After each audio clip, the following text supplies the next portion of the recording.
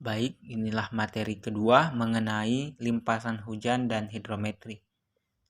Pemahaman mengenai limpasan hujan, salah satu komponen dalam siklus hidrologi adalah limpasan hujan, di mana limpasan adalah aliran air yang mengalir di atas permukaan tanah karena kapasitas infiltrasi tanah yang penuh, sehingga tidak bisa menampung aliran air lebih banyak lagi.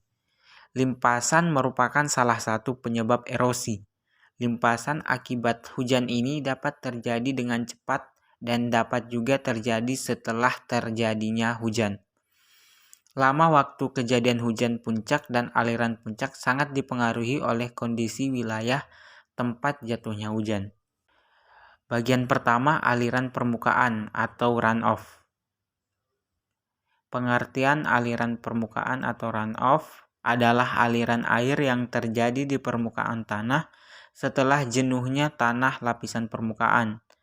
Air hujan yang jatuh di permukaan bumi akan menjadi aliran permukaan setelah tanah dilapisi permukaan oleh air hujan, dan proses hujan ini memiliki intensitas lebih besar dari laju perkolasi. Kemudian aliran permukaan saling bertemu pada jaringan pengaliran kecil dengan sebagian anak-anakan sungai tanah lapisan permukaan. Aliran tersebut terus berkumpul, selanjutnya akan bertemu di sungai sebagai aliran air yang lebih besar, di mana aliran permukaan berpadu dengan aliran bawah permukaan, di mana aliran bawah permukaan itu disebut dengan interflow dan aliran dasar yang disebut base flow. Bagian kedua, aliran sungai. Pengertian sungai.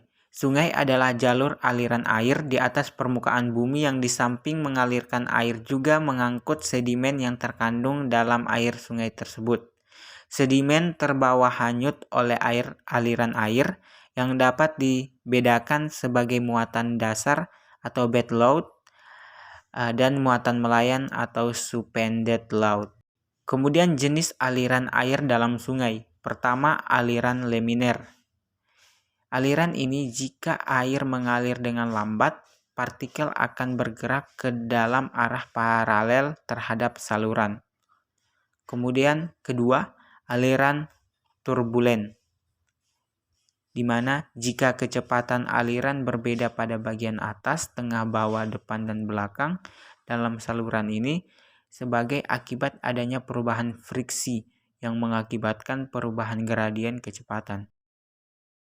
Nah, dapat dilihat pada gambar, di mana pada gambar sini merupakan pembagian penampang sungai untuk pengukuran lebar sungai dan kedalaman, di mana ada dasar saluran hituangan, kemudian dasar saluran sebenarnya itu pada permukaan air.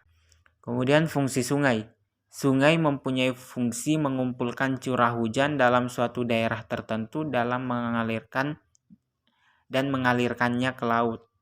Sungai itu dapat digunakan juga untuk berjenis-jenis aspek seperti pembangkit tenaga listrik, pelayaran, pariwisata, perikanan, dan lain-lain. Sedangkan dalam bidang pertanian, sungai berfungsi sebagai sumber air yang penting untuk irigasi. Bangunan penyusun sungai. Pertama, bendungan. Ini untuk mengontrol aliran, menyimpan air, atau menghasilkan energi. Kedua, tanggul. Berfungsi untuk mencegah sungai mengalir melampaui batas daratan banjirnya. Ketiga, kanal-kanal. Untuk menghubungkan sungai-sungai untuk mentransfer air maupun navigasi. Dan terakhir, badan sungai. Berfungsi untuk meningkatkan navigasi atau diluruskan untuk meningkatkan rata aliran. Nah, pada gambar merupakan profil distribusi kecepatan aliran sungai. Apa itu debit sungai? Debit sungai adalah volume air yang mengalir melalui suatu penampang lintang pada suatu titik tertentu per satuan waktu, pada umumnya dinyatakan dengan meter kubik per detik. Debit adalah laju aliran air dalam bentuk volume air yang melewati suatu penampang melintang sungai per satuan waktu. Nah, Rumus umumnya itu Q sama dengan V kali A, di mana V kecepatan aliran, sedangkan A luas penampang. Pengukuran debit dapat dilakukan secara langsung dan tidak langsung. Alat ukur kecepatan aliran sungai. Pertama, pelampung. Yang sering digunakan itu pelampung tangkai. Ini merupakan salah satu contoh pelampung yang digunakan untuk mengukur kecepatan aliran. Kemudian alat ukur arus atau current meter. Penggunaan alat tersebut dilakukan dengan tongkat berskala atau dengan perahu. Bila menggunakan tongkat, ujung tongkat dipasangkan pada bagian alat yang telah tersedia lalu dimasukkan ke dalam air. Dan terakhir itu zat warna atau dilution method. Debit aliran dapat diukur dengan menggunakan larutan zat kimia. Metode larutan ini baik digunakan pada lokasi pengukuran yang alur sungainya dangkal, alur relatif turbulen, dan kecepatan aliran yang cukup tinggi. Nah, metode pengukuran kecepatan aliran sungai secara tidak langsung itu pengukuran debit secara tidak langsung dapat dihitung berdasarkan rumus hidraulis debit dengan rumus Manning, Gizzi, dan Darcy-Weisbach. Adapun rumus Manning dapat dilihat pada gambar.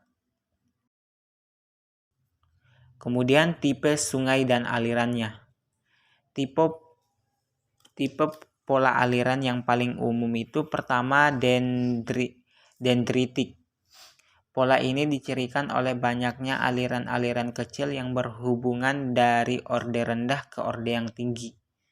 Kedua, pola trellis dicirikan oleh aliran utama yang panjang yang dialiri oleh sejumlah anak-anakan sungai pendek. Dan ketiga, itu pola braided dicirikan oleh sejumlah percabangan sungai dan saluran air pada wilayah bataran sungai. Pola pengaliran air sungai dapat dilihat pada gambar, ada dendrit system, trellis system, radial system, multi basin system. Faktor pembentuk pola aliran. Pertama, slope atau kemiringan lahan. Kemudian sifat tanah dan batuan dasar penyusun DAS atau daerah aliran sungai. Kemudian sejarah pergerakan hidraulika, aktivitas batuan beku, dan terakhir transport sedimen. Nah, itulah materi terakhir. Kurang dan lebihnya mohon dimaafkan. Saya akhiri dengan ucapan wassalamualaikum warahmatullahi wabarakatuh.